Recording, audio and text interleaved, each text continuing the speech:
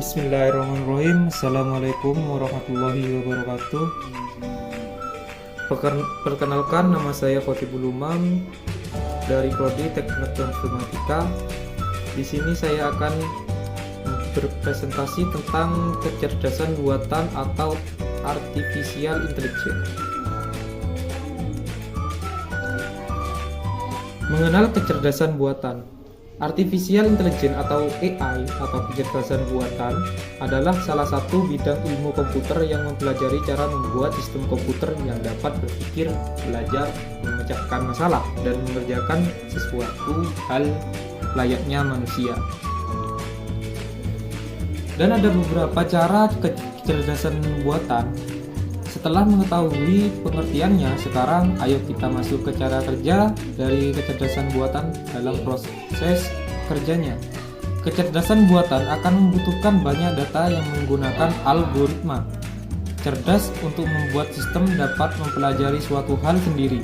AI adalah bidang studi yang mencakup banyak teori, metode, teknologi, serta beberapa sub bidang seperti machine learning, neural network, deep learning, computer vision, dan natural language processing atau disingkat dengan NLP.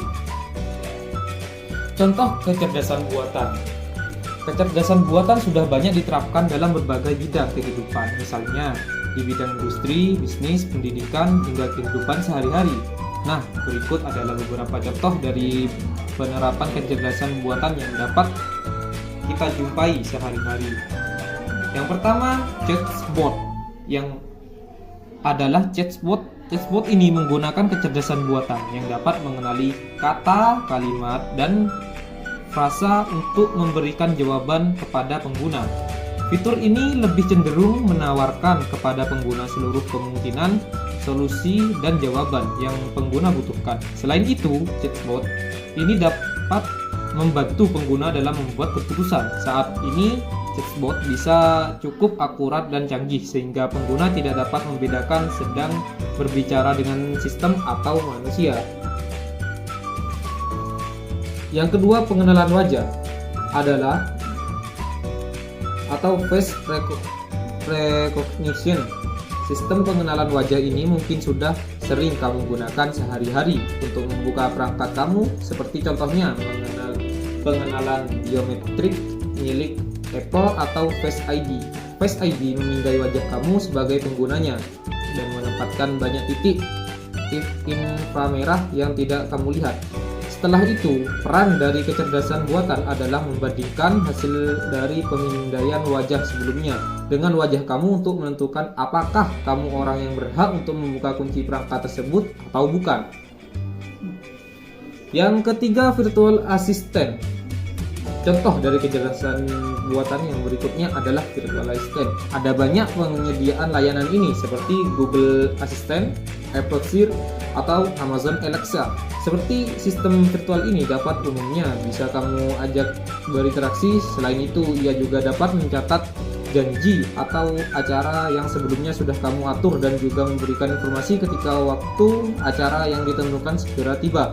Asisten virtual ini juga dapat melakukan tugas lain seperti mengirim pesan, memutar musik, membuka aplikasi, dan lain-lain.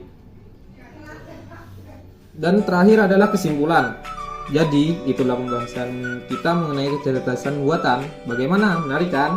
Kecerdasan buatan secara singkat merupakan salah satu bidang ilmu dalam komputer yang mempelajari bagaimana membuat mesin dapat diprogram agar berpikir dan berlaku layaknya manusia dalam memecahkan masalah.